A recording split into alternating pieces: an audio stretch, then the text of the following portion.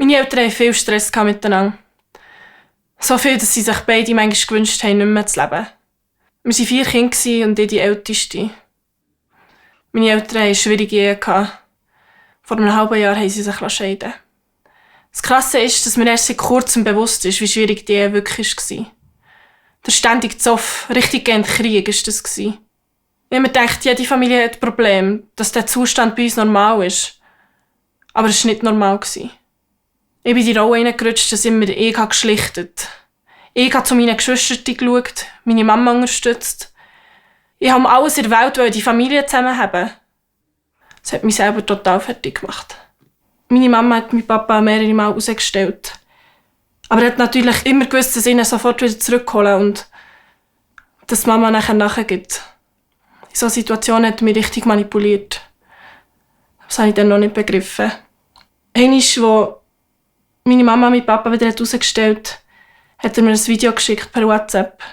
In dem hat er gesagt, dass er sich das Leben nehmen möchte. Ich hatte Panik und habe ihn probiert zurückzurufen, aber er hat nicht abgenommen. Und als er endlich abgenommen hat, habe ich ihn angefleht, wieder heimzukommen.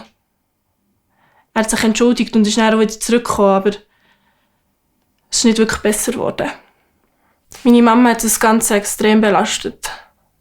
Darum ist es dann auch zum Punkt gekommen, wo sie gesagt hat, dass sie nicht mehr macht. Dass sie sich das Leben nehmen möchte. Das war richtig schlimm für mich. Ich konnte mich in der Schule nicht mehr konzentrieren, hatte Angst, sie allein zu lassen. Ich habe nicht mehr gut geschlafen. Sie hat es zum Glück nicht gemacht.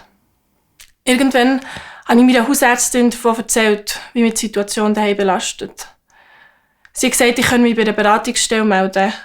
Und nach einigem Hin und Her habe ich das gemacht und das war gut. Einfach mal den Kopf leeren. Schon das hat mir richtig gut getan.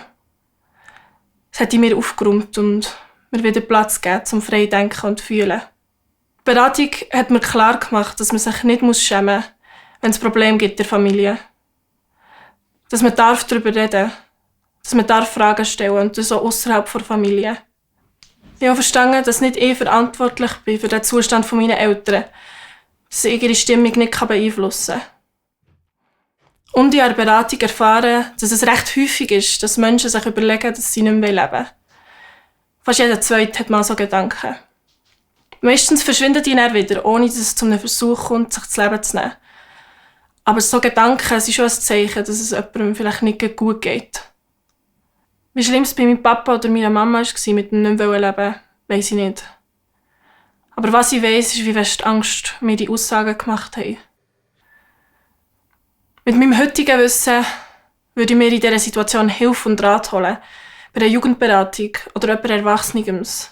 Die können ihm weiterhelfen und können vielleicht auch besser abschätzen, ob das jetzt ein Notfall ist oder ob die Gedanken wieder vorbeigehen.